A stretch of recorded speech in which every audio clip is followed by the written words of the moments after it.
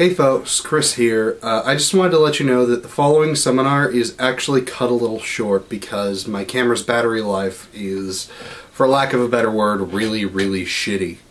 And I don't currently have the funds to improve it. So yeah. Anyway, sorry again, and I hope you enjoy what I got.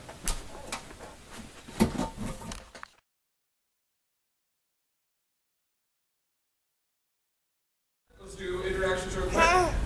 Right over here. I'm James Sutter. I'm the senior editor and the fiction editor. I know it's right.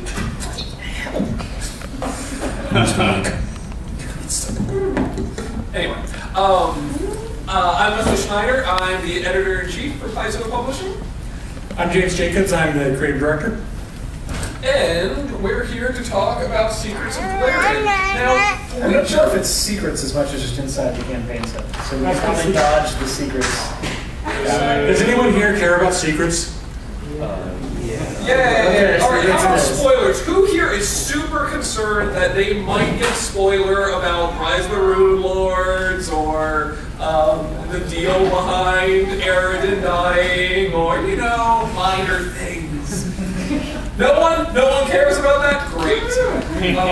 So, we've kind of done this before. We could just run this whole thing as a big question and answer. Yeah, and then if people run out of questions, which, whoa.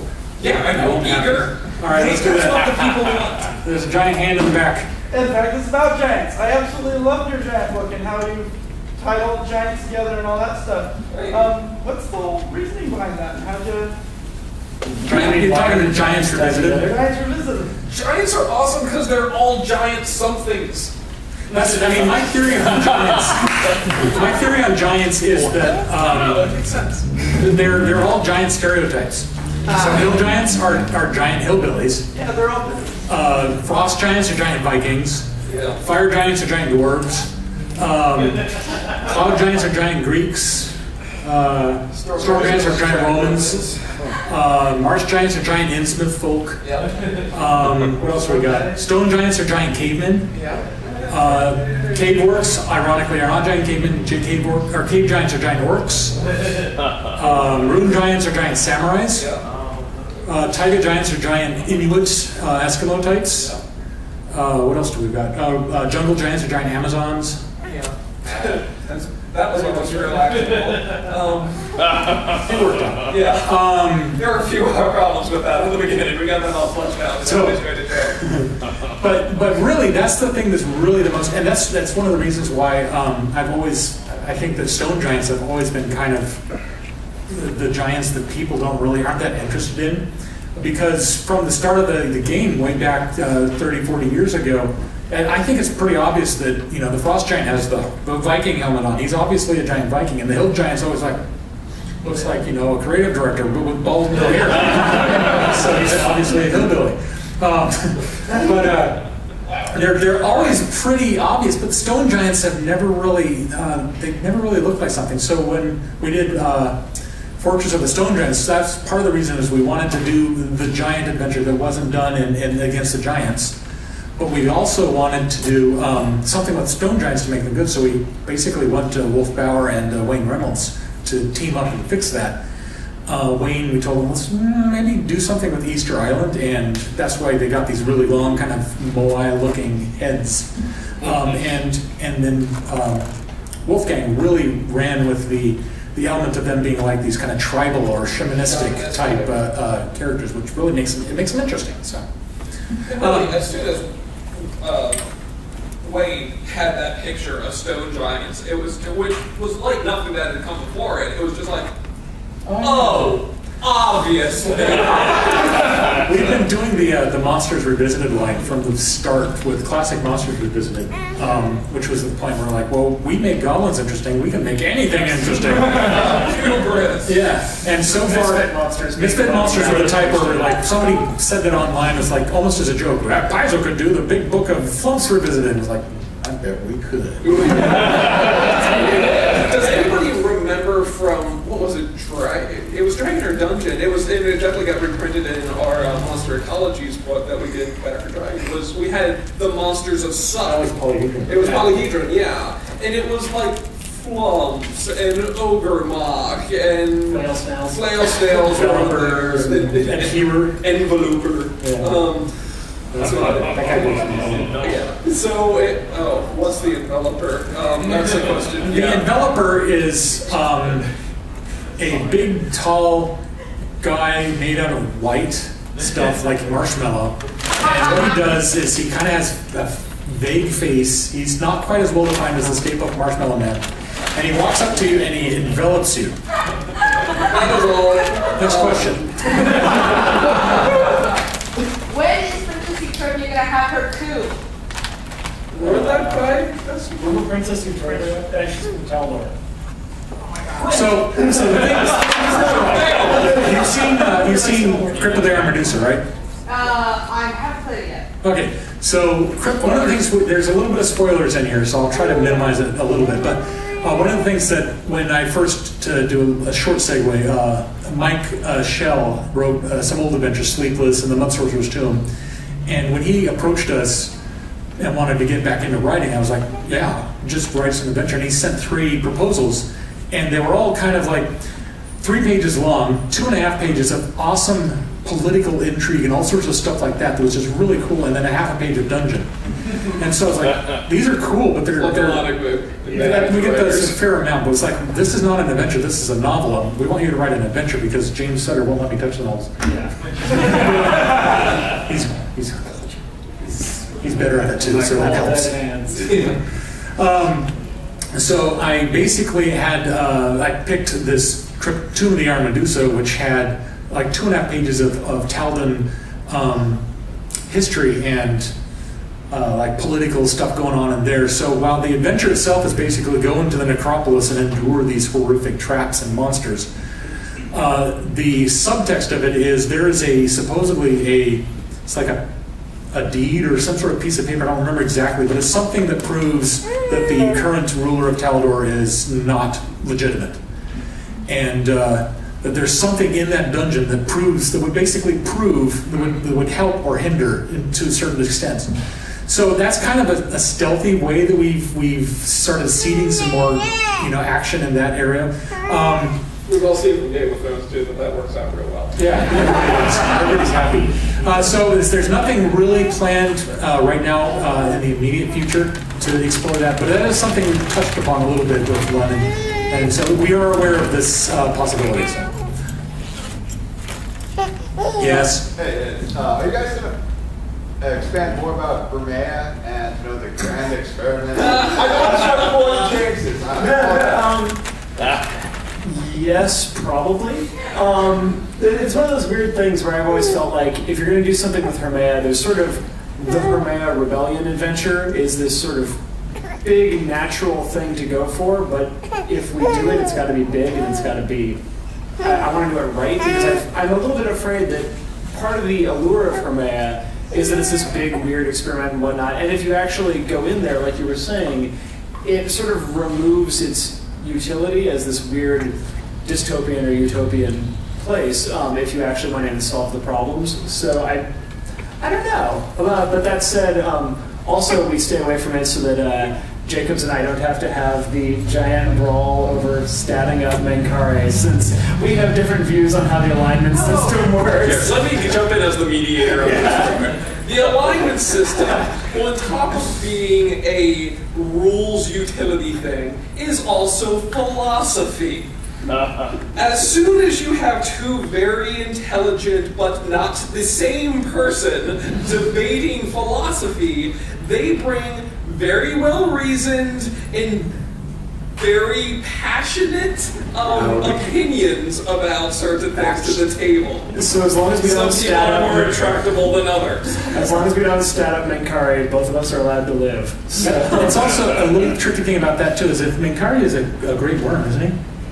Something like that. But he's like CR24, and he'd kill your party anyway, so do you really want us to do that? There's also a number of places in our world where there's a thing going on. Take Cheliax, for example. You've got devils and a big bad queen and so on and so forth. As soon as you go into Cheliax with the intent to solve that problem, the place becomes way less interesting. I mean, the party that kicks in the door of Cheliax and cleans house, at the end of the day, it's like, and now we've got all this stuff about Cheliax that's not bad. So, which doesn't mean, though, that you couldn't someday see Hermea in maybe not a high-level solve the question, stop the grand experiment, that sort of adventure. I don't know, I think Hermea and agents out in the rest of the inner sea are really interesting. Yeah, or even just a short adventure that takes place in Hermea that doesn't have to, fix it or whatever. So. Yeah. But I have always been really pleased with how contentious Hermea is on the message boards. Like, it makes me so happy.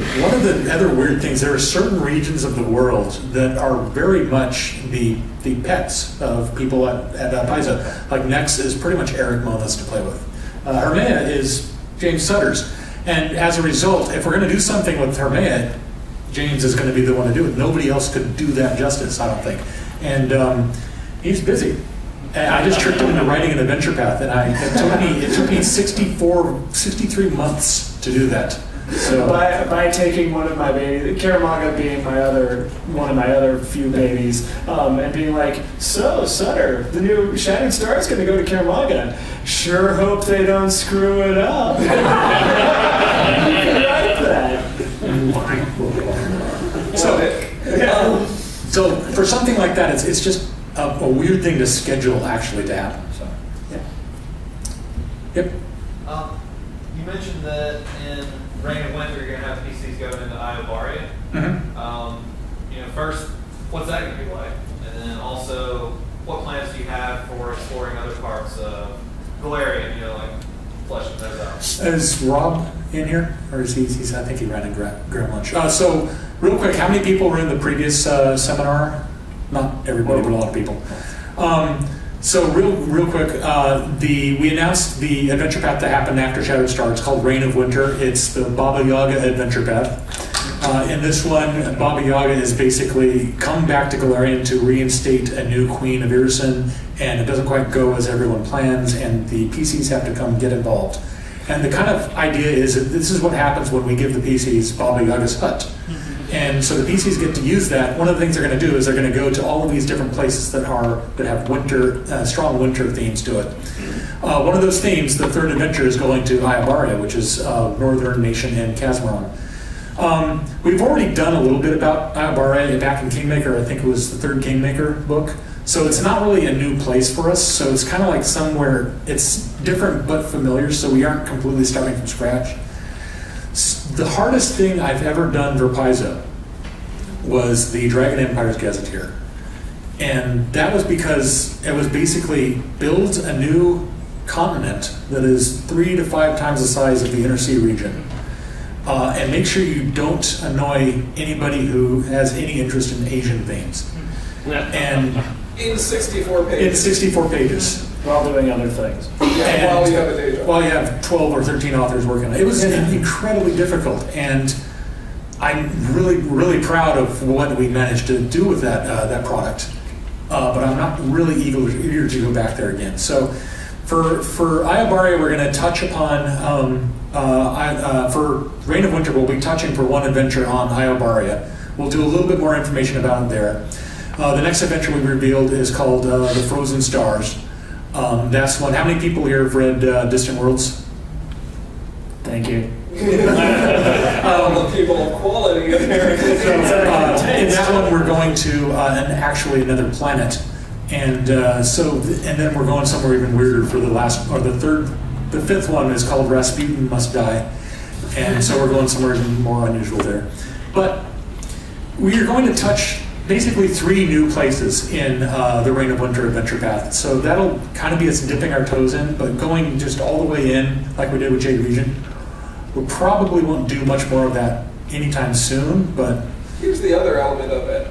I mean, how many people have read the whole book on Isger?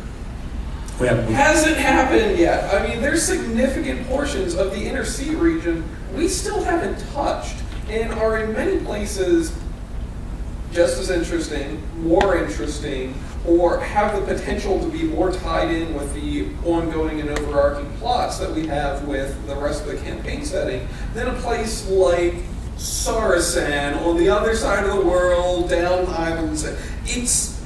It would be like doing a new, New campaign setting. It's doing a new campaign setting, and that's really interesting, but at the same time, we cannot offer a new campaign setting the amount of support that we can the Inner Sea region. So while the Inner Sea region it's really our foundation in a lot of ways. And we love the Dragon Empires, and we love Ayabaria, and we've got some really neat ideas for places beyond that, but the core of our game, at least for right now, is in this region, and we've got a lot of time before all of that's even fully. It took us. We're also not planning on going anywhere. We really like working at Paizo, so Yeah. So if you keep buying books, that's a better chance we'll eventually do the big book on Arcadia. Yeah, it's just, it took us 5 years to get to where we feel like we're doing a halfway decent job of detailing the 2 continents we started with, about 1.5 continents that we started with. And any of those other continents we can't do any less work on. Like, we need to make them as cool as Abstan Marooned, or we're going to feel lax. So it's going to be a long process. Well, this is a question regarding villains. We've seen the 2 of the 3 great evil outsider races in a lot of adventure paths, such as devils and council thieves and demons, often put in several other adventure paths. I'm wondering, when will we be seeing a lot of heavy involvement with game, or is that something you just want to tangentially? I've got a question here real quick. Who in this room likes demons? Holy shit, because like 5 years ago, you would be like, demons? What? Matt Damon? He's okay. Okay, there it is. Look, so right now, when we started doing the Book of the Damned series, we did devils, we did demons, and those for the longest time, were like the 2 evil races, and there was that third one, that other thing, so not much really got done with it. So first, it was a minor miracle that we even got to do 3 Book of the Damned, and largely because like I'm all about devils and James is all about demons. So at that point, I mean, Eric and Lisa could have told us no, but we make really good puppy dog faces and whatnot. So we also happen to know Todd is pretty obsessive about demons. Yeah, Todd Stewart also likes, D1. And anyway. So we were able to get those 3 out, but only after getting the 3rd demon book and the 3rd Book of the Damned. That was really the first place that we had really defined them and said what they were and made them, I feel like, pretty successfully, pretty significantly different from demons and devils. And part of that was because we established that. I mean, even more than any of the other 2 Book of the Damned, that book has a lot of bestiary in it. There's a lot of new monsters in there. So now we've unleashed all of these daemons out there, and we continue to support them with the bestiaries and whatnot. Now what we do with them, we've got a place for them. We've got, obviously, folks that are interested in them. And we've seeded them in interesting places. But we haven't done, like, a big... This is what the demons are doing, adventure path or adventure or something like that. Yeah, just because demons and devils have been the prime antagonists for so long. So, but now that folks are starting to get interested in it, well, stay tuned. Yeah. I had a second follow-up question. Yeah. What's the difference between hill giants and ogres? The difference is about 3 feet. No, hill giant is a hillbilly, and an ogre is a rapist. Well, that's kind of the difference. And that's Nick Logue. I mean, it is what it is. The hill giants are basically kind of they're kind of like the big they're the dog Texas guys. Chainsaw Massacre. Yeah. Well, the hill giants. Okay, so yeah, let's do it that way. Hill giants are the hills have eyes, and ogres are Texas Chainsaw Massacre, or maybe that's vice versa. One of them's taller than the other. Just read Mountain Massacre. You'll know all you ever want to know about ogres. And much more. And honestly, we have done ogres and classic Monsters or Classic Monsters. Yeah. And we've done Giants now and Giants Revisited. So check those two out. Read them back to back, and you'll know all the differences. Paddle faster, I hear banjo music. Totally true. Speaking of the Hook Mountain Massacre. Oh god. Nick Logue is here. Yeah. So something I've noticed about, especially some of the themes that appear in that volume, and also like appear elsewhere in the campaign material. I noticed that at Paizo you're a lot more willing to go, I guess, further into controversial themes than you would have, stereotypically seen at TSR with Toast. So I guess my kind of question is, where do you draw the line at that? Yeah, we didn't know exactly where our line was until we published that, and then we were like, I think we just. We do, in like the Book of the Damned products, we go pretty grim and mature content there. We kind of try to keep it just this side of like R-rated, PG-13 R rating. We do specifically try to push boundaries though, because I think that's important to keep trying to keep, Paizo's edge. It's a pretty grisly, there's crazy stuff going on there. So there's an audience for it. It's not even just about pushing it with gore or sex or whatever. Like, I think that we sort of make an effort to address controversial issues and sort of make people think about things rather than just, kill the monster, take its stuff. I mean, that's good, but I think we all somebody mentioned Hermea earlier, and my favorite part of that is that, it's a eugenics experiment. That word is super loaded. Stuff like that. Anytime you can get people arguing over whether or not about whether or not this module is balanced, but arguing philosophy based on something that we wrote, I think we're winning and we're challenging people and we're helping them take their games a little bit farther. I mean, we often do the ally with the lesser of two evils, or having to make very moral choices because that's an element of gameplay that we find really rewarding, rather than always knowing clear cut who's the good guy and the bad guy. There's also an element of redemption and stuff that has been really in a lot of the message boards that I've been posts that I've been following. There's been a lot of people talking about why don't we support like a redemption theme type stuff, and that's also really kind of a mature topic. It's like this is a bad guy, but it's better not to kill him. It's better to redeem him, or to whatever. So there's going to be a lot of that actually, specifically in the second Shattered Star Adventure path. Well, first two really. There's a lot of that type of thing going on. One of the other elements too is just, look around you guys. We're not seeing a lot of 18 and youngers in this room. Now, while we want our readership we want to make sure that what we're producing is not offensive and is playable by younger audiences. I hate to say it, but we're getting up there in years. A lot of the audience that you're seeing here is interested in elements like Game of Thrones and fantasy that is a little more confrontational. So trying to play it like tropes that were familiar in Tolkien's day, while we want to have that sort of high fantasy, there's some other elements that can push those boundaries and can be kind of like, oh, well, I didn't expect to see that coming, but you know what? I can handle it. And I would take that one step farther and say that even for the kids that are playing Pathfinder and are playing RPGs, the kids that play RPGs are generally the smart kids who are reading the adult novels and watching adult movies and things anyway. They're the precocious ones. They've got the internet. Nothing we do is going to shock them. Let's be honest. Challenge accepted. Yeah. So I don't really worry too much about that. Yeah, though we are very conscious of there's some frequency where it's like, if one of us has written something, and it's like, hey, Sutter, read this real quick. Hey, James, read this real quick. And if you have to ask, you've probably gone too far. But fortunately, even then, you've got these guys being like, no. We're our own best and worst censors. Well, I definitely appreciate the more mature themes and the way that you're able to approach that without being cartoonish or mature about it.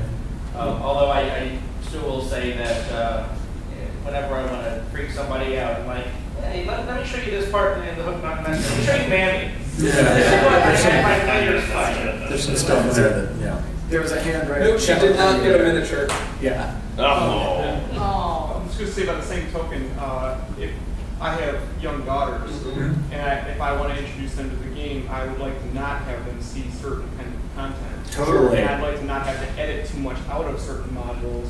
So would there be any concept of maybe segregating certain product kinds of concepts in maybe the beginner box? Well, I think the beginner box is right off of that a perfect example. Right. Any sort of thing that we want to be introductory, almost by definition, we want to be as open as possible and as to have the widest possible audience. Now, something like the adventure path is really meant for the most experienced of our players. And that is the place that we're most likely to get the edgiest. Right. Now, there's also a middle ground there with like the modules and whatnot. Yeah. I'm hard pressed to think of the module that's like the totally the most messed up module where that's Okay, yeah. But even Carnival of Tears, for example, is one that I feel like we learned from and is one that we've kind of moved in another direction from. So really, the majority of our content strives to be real strong, exciting fantasy adventure. There is not a point where it's like, let's make this the grossest adventure, or let's make this the most, let's make people really not want to read this book, or not buy it. That's never the plan. So it's always good for us to try to be as all-inclusive as possible, but when we do get edgier, it tends to be either in the adventure path or in a book that has a swear word on the cover, like the Book of the Damned. Yeah.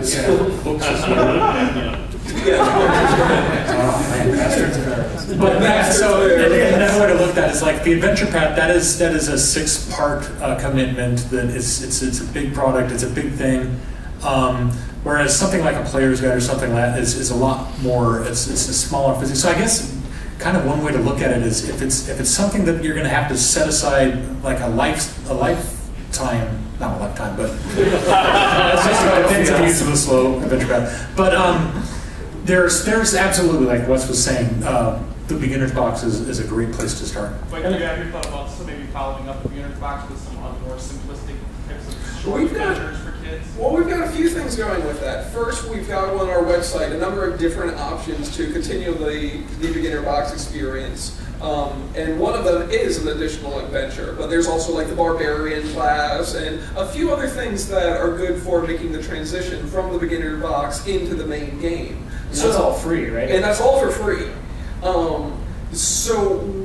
There has been talk of maybe we can do some other things to continue the beginner box experience, but really, we're not super interested in creating a second Pathfinder light game. We really want the beginner box to be the touchstone that takes you into the greater Pathfinder experience. And from there, where you want to go is kind of up to you. Now, that does mean that there's a few landmines out there, like the Books of the Damned, like Hook Mountain Massacre and whatnot, but I would say that those are relatively few and far between. Yeah. But if that is a concern for you, take a flip through ahead of time. Well, I mean, either take a flip through, or we've got an incredibly active message board community. If you put a post up that said, hey, which modules, which adventures are great for my daughters, I guarantee you, in an hour, you will have a list as long as your arm. And you'll probably get some of us on the board. Exactly. If I can make a quick suggestion in a really self-serving way, I suggest Pathfinder Society, even if you don't join Pathfinder Society and do the larger Pathfinder Society, I would suggest checking out the Pathfinder Society scenarios. They're short, they're meant to be run in 4 hours, and they're meant to be PG-13. So that's the big recommend. That's She's good at this. Yeah. Yeah, exactly. Give her a red shirt. Who else? Have you ever considered introducing, say, some upheaval to some of the existing established nations? So, like, maybe Cheliax invades Andoran. Yes. Okay. In depth. One of the things that we've it's kind of weird because we're kind of afraid, like, I don't know if it was this seminar, they're all starting to run together, but we mentioned that we don't want to, if we put like 100 hours into work detailing how Cheliax works, we're really hesitant to publish something like, here's it is, now it's broken, you can't use it anymore. Take down the door to work, and take all its stuff. So we're kind of hesitant to do that, but at the same point, we've done a lot of things in the adventure pass that, establishes new types of, just new types of Corvosa's a great example. Corvosa's a great example. At the end of Corvosa, you'll have somebody else ruling Corvosa. Well, at the beginning of the Crimson Throne. That's true, that's a good point. It's like the population decreases by like 25%. Cheliax versus Andoran Adventure Path is something that I think would be really cool. It's kind of tricky at this point because I don't know how we do that without having some solid mass combat rules. We could do it, but it would kind of make me feel like a ripoff if we didn't actually have the full-on clashing of the armies. It would be very difficult for me to set that in Andoran and not set it in Cheliax, which is maybe not the obvious choice. But it's absolutely something that we've been thinking about. We wanted to do a big wartime thing for a long time, but the time's not yet right, really. And really, another great one is Kingmaker. That's right. I mean, Kingmaker kicks off with like, hey, go down there and explore, and ends with, oh my god, there's a whole new nation, and maybe Brevoy is not cool with that. But they gave us a piece of paper. Even as somebody who does wargaming as well as RPGs, I'd be looking forward to seeing something, an adventure path that incorporates large-scale battles and finding something for a party to do in the midst of, a war, in the midst of a large battle. It sounds like, because you could almost make a dungeon. Like, the battle is the dungeon. Yeah, we kind of tried that with the penultimate Kingmaker volume, War of the River Kings, and whether or not we were successful, I mean, people seem to like that one a fair amount. It's something that we haven't really gone back to try, but it's not something that we're going to ignore. We're just not ready to do much more with it yet. I was going to say the one, I think it was the last of the Savage Time, where you were actually storming castle or whatever. That was kind of set up the same way, where this large battle was taking place, but you weren't meant to do the large battle. You were meant to do the ends round to go get the gate open so the rest of the forces could go through. I think that would probably work. We've definitely done that. Like you say, in Savage Tide. Like, the tricky thing with that, of course, is that when we did Savage Tide, we were working with the license with Wizards of the Coast, and they had Heroes of Battle out, and that was an entire hardcover book that was like all about how to do mass combat. And I don't think we would have done the Prince of Demons adventure the way we did it without that book supporting us. And when we switched over to doing Pathfinder, that was one of the toughest things, is we suddenly had a narrow slice of, it was basically the OGL that we had to build with. And that's why we've had to build up as we go. We couldn't do Jade Region until we had Samurais and Ninja. We couldn't do, when we did Kingmaker, we didn't have rules for building kingdoms and for mass combat, so we had to build that into the adventure. And one of the unfortunate, I mean, those are cool, but one of the unfortunate truths of what that does is that you can't do an adventure path and build new books like that at the same time. You fall behind, and that makes certain people in this room very cranky. So makes you cranky too. Come on. Yeah, fair enough. That makes me cranky. It makes all sorts of people cranky. Yeah. Nobody's happy. But each time we publish a new book, I mean, we get more and more rules that we can draw upon. Like with Ultimate Combat has a bunch of vehicle stuff with, and it's got like performance combat. So now we could do a Gladiator adventure path, which we couldn't really do before. So we'll get there. We'll get there. It's just we do 3 rule books a year, and we're constantly building the toys we want to play with, but we have to build them first. And we have to be smarter about when we build them. Yeah. Any more plans? I mean, in the immediate future for more stuff involving the Darklands, the Drow, the Durgar, modules, rule books, anything, source books. The 5th Shadow Star Adventure Path will have Darklands stuff in it. We've also got a novel coming out pretty soon called The Darkness, that's all about Deep Tolgeth and going down into the Darklands, into sort of the primordial land that time forgot. It's by Richard Lee Byers. Oh, cool. I love the Darklands, so it's inevitable. We're going to go back to it. We also, Serpent Skull actually had two entire adventures set in the Darklands. They were in an underground city, but still. There's actually, now that I think about it, Magnamar. Are we selling that yet? Yeah. The Magnamar book has an element in there involving intellect devourers. So there's a pretty huge element of intellect devourers have invaded Magnamar, and that was sort of taken from the campaign that I ran for these guys, a couple other people. The Red Bishops? No, the Red Bishops not in there. No, that was for the Red Bishop. Oh yeah, that's right. Anyway. No, he's in Pathfinder 49. So we will be going back to the Darklands now and then. I'd love to do a giant Inner-Sea World Guide sized book about the Darklands, but... Flip the Inner-Sea over. Yeah. Put it on the back of the map. There was somebody else way in the back there who had a question. Yeah, are you going to do anything more with Galt? Galt? Yeah. Yes, but I don't know when or where. Let me think. Yeah, that's kind of... I feel like I deal with Galt all the time. There's been a fair bit of Galt in like the short stories and somewhat in the novels as well. So I feel like I get a lot of Galt. We've got the Great Gardener Prestige class in Path of Prestige coming out at Gen Con. We've got not really, no. That's one of the regions that it's a really there's a Pathfinder Society goes there relatively. They've got a couple of adventures that take place there. But it's written by Eric Mona, so that counts for like 15 of them. But that's also one of those places like Isger, like Balthun, like Druma, where it's like a blank slate in a lot of ways. We've got what's in the Inner-Sea World Guide, but we haven't done a big adventure path there. We haven't done a number of big adventures there. We don't have a campaign setting book on it quite yet, which means that there's a lot of potential for development there, and it's pretty exciting in a lot of ways. We just haven't gotten there yet. Yeah. Something in the back of my mind, there was something with one of the final blades that we were doing something with, and I can't remember what it was, and if we'd even announced it, and I may have spoiled something.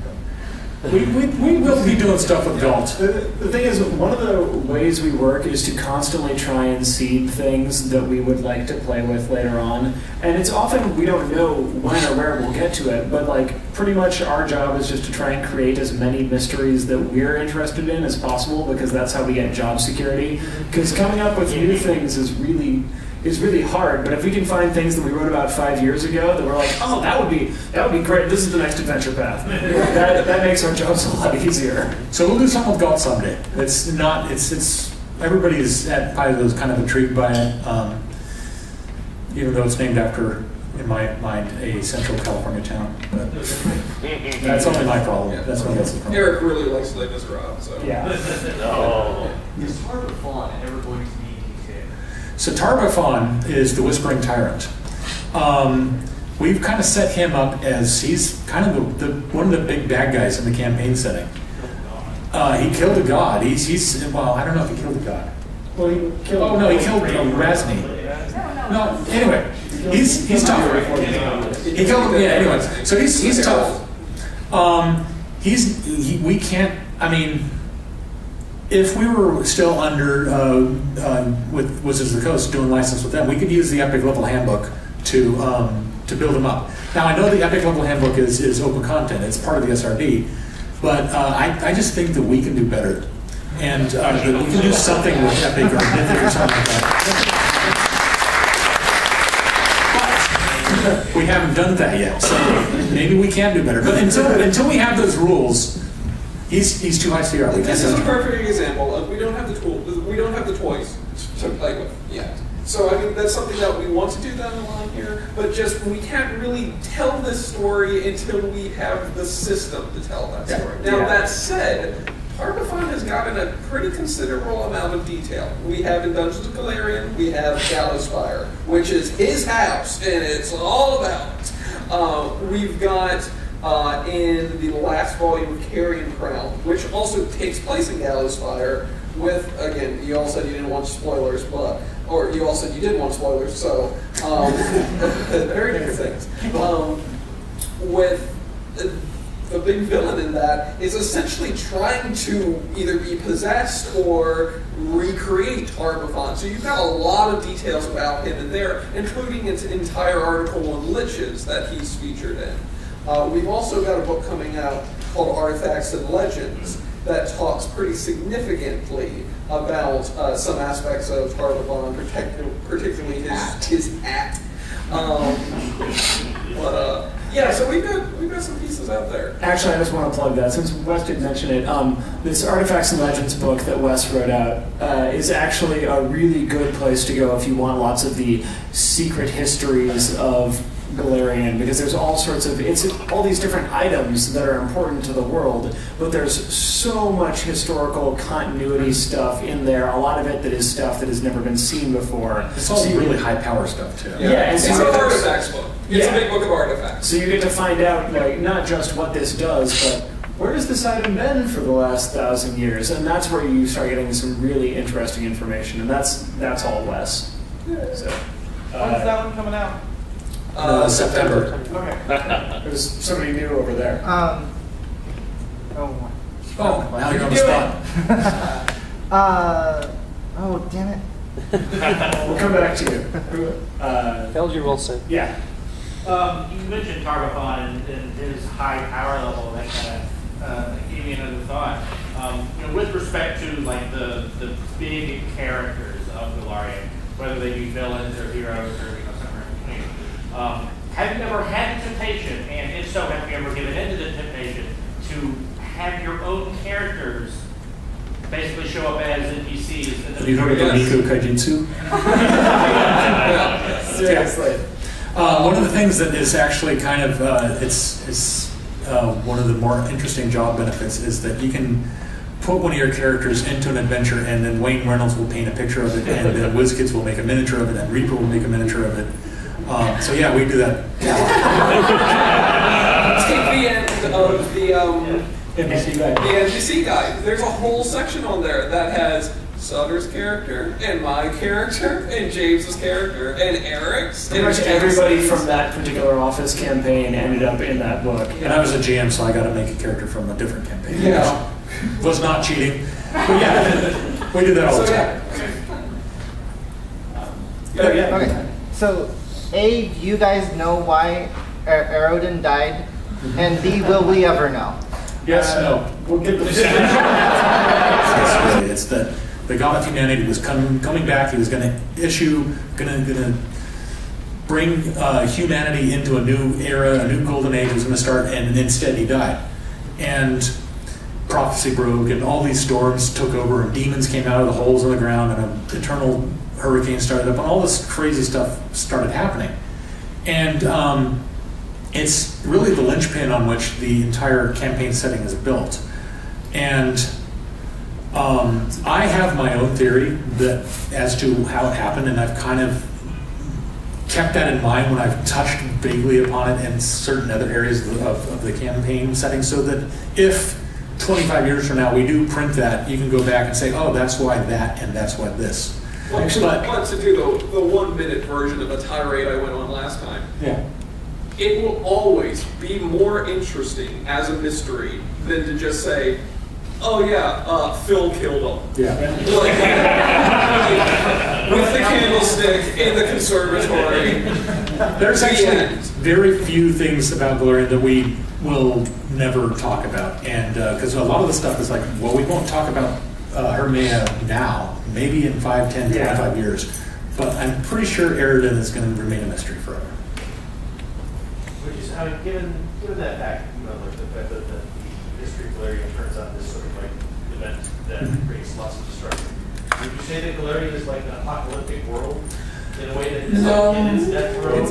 In a lot of places. I mean, one of the nice things about Golarion is the way that we built it was so everybody could have their cake and eat it too. I mean, if you like barbarians, there's a place for barbarians. If you like pharaohs and mummies, there's a place for that. If you like post-apocalyptic settings with water, the Soddenlands, with demons, the world with weird technology up in Numeria. I actually am more in the fact, in the sense that is a world like sort of like not a world that's like post-apocalyptic, but a world that's sort of like rolling into an apocalypse. Well, that's the whole deal with the like Age of Lost Omens. Was originally when we were thinking about what to even name the campaign setting, a lot of it was like, well, is it the Lost Omens campaign setting or broken whatever. Like it was very much this idea that Aroden dies, prophecy isn't working. Like this is sort of a